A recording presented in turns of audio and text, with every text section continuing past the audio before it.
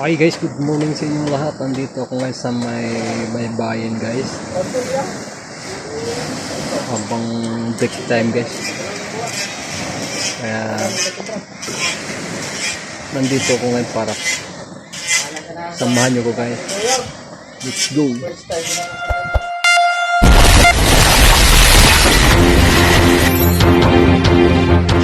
Habang nagtambay ko dito guys, na may napansin ko dito guys na may gumagawa dito. Ayan guys, oh.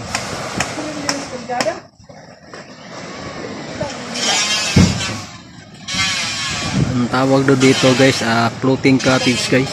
Ayan.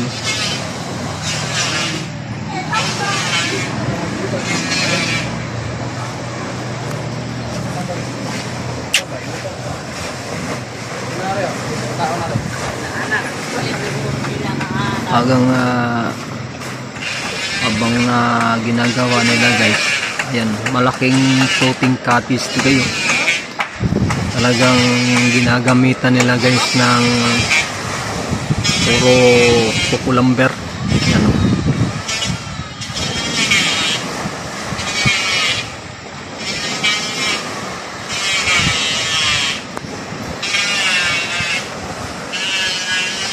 Mabuti na lang ngayon hindi gaano maalong guys, ah. Medyo maganda ang hampas ng along guys, ah. Ayan.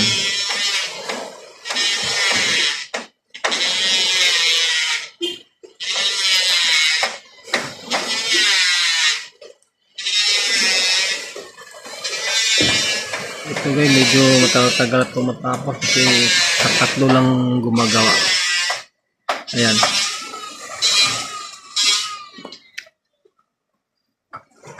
Doon yan ilalagay guys.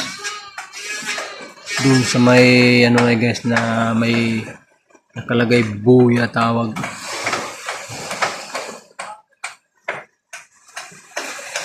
Yan o, yung kulay itim guys, yan. Lalim yan. Nasa 150 ka ano guys. Ang lalim yan. Kasi ang una niyan ginawa nilagay nung nakarang taon. Ano yan guys? Tumab sa lakas ng hangin. Yan.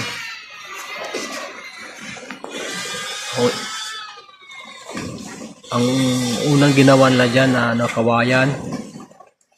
Yan, kawayan ang unang ginawa nila dyan. Yan.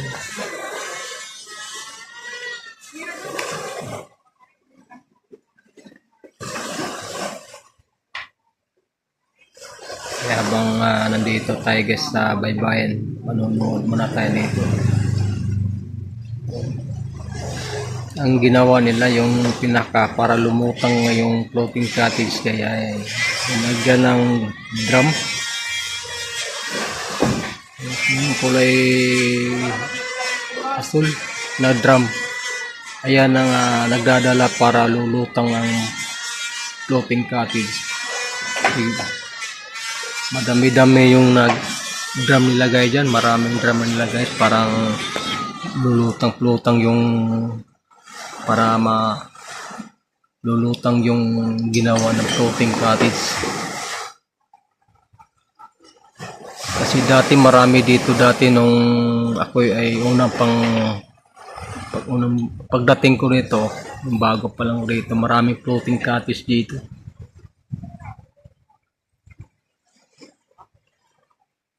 Kaso nung pinagbawal nila dahil mayroon siguro na disgrasya doon na hindi yata kaagad na nasagip kaagad.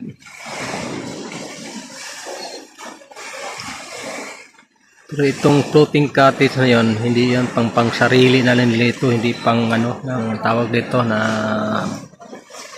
arkilhan.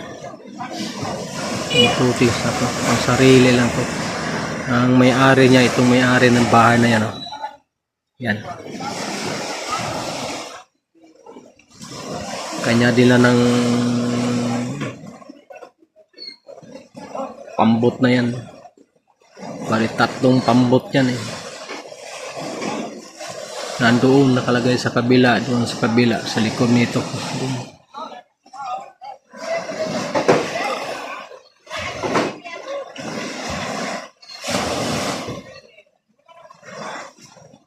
Kasi yung may-ari niyan guys nasa Amerika, bumalik,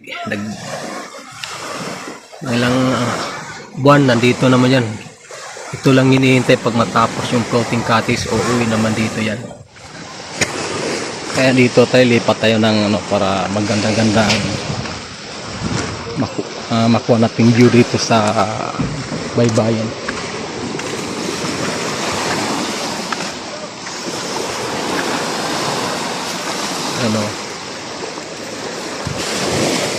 Tingnan natin muna dito sa gilid-gilid guys kung may maraming mga hipon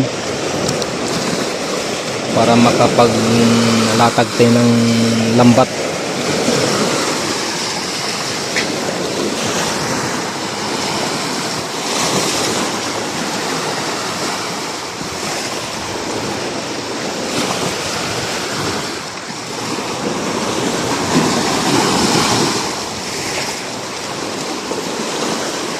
Parang walang ata guys.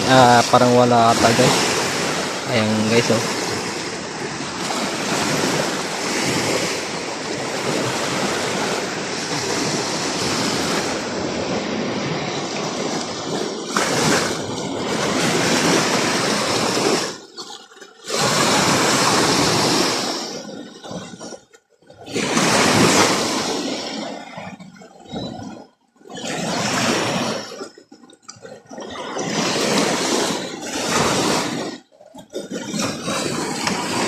Ayan ang may-ari sa bahay guys, yung laki.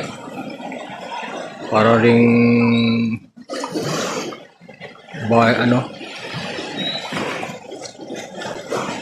parang style barko din ang ginawa nitong bahay nito eh. Nakakalaki. Ayan oh.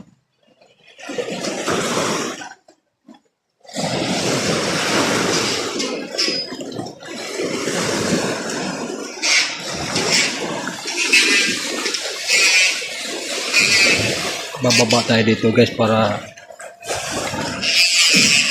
makikita natin dito sa kabila. Kasi dito nung nakarang taon dito kami nakahuling maraming guys, maraming hipon.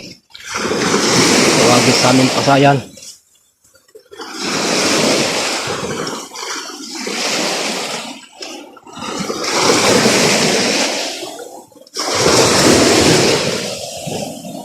Ayan guys.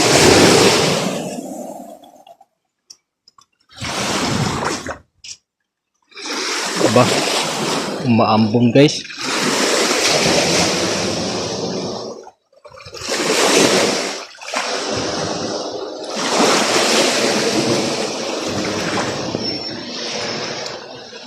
Wala guys, wala. Balik na tayo guys kasi biglang bumuhos yung ulan guys.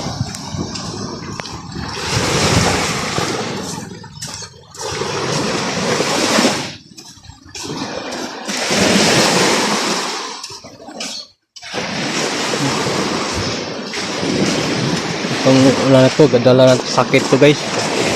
Ulan araw.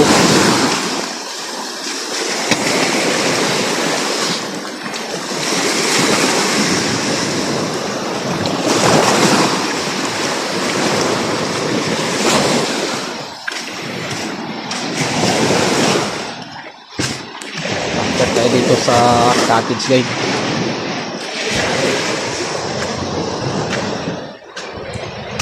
Dito tayo sisilong, babalik tayo dito sa cottage.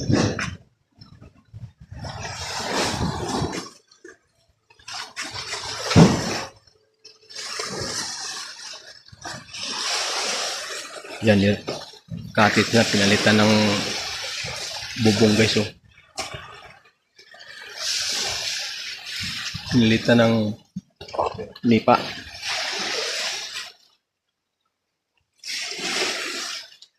Bata na ko na, dua na.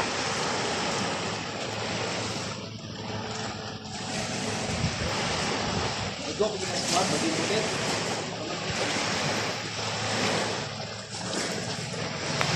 guys, dati daw mo ng 250 ngayon 360. Ang laki naman itaas. Ang laki pagtaas. Wala na talagang mura ngayon.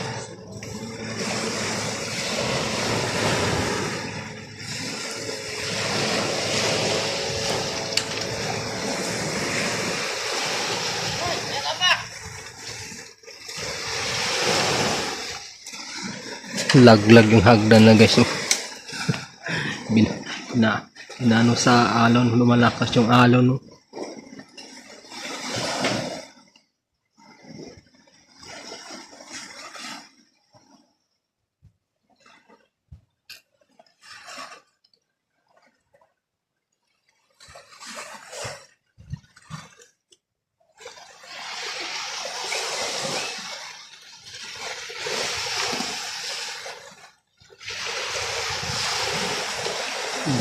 Daliram donut ng lukay.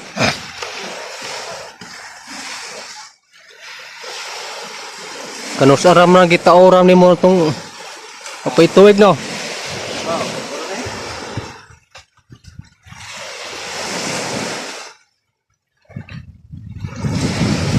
Okay, nakabantay mo ka na mura mag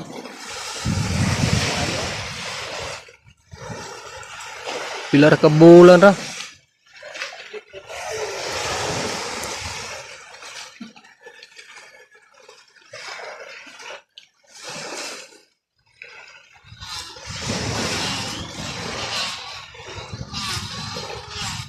Mas maganda talaga yung nipa guys gagamitin sa totoo lang kasi ang nipa yan bumubuhay lang yan sa ano sa tabi ng dagat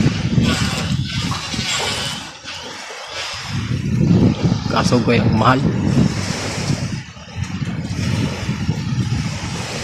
Tergatos nasa 400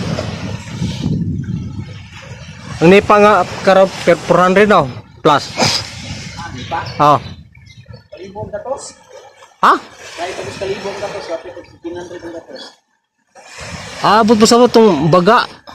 Oh. Mahal lang. Oh. Mahal eh. Ano eh? Grabe.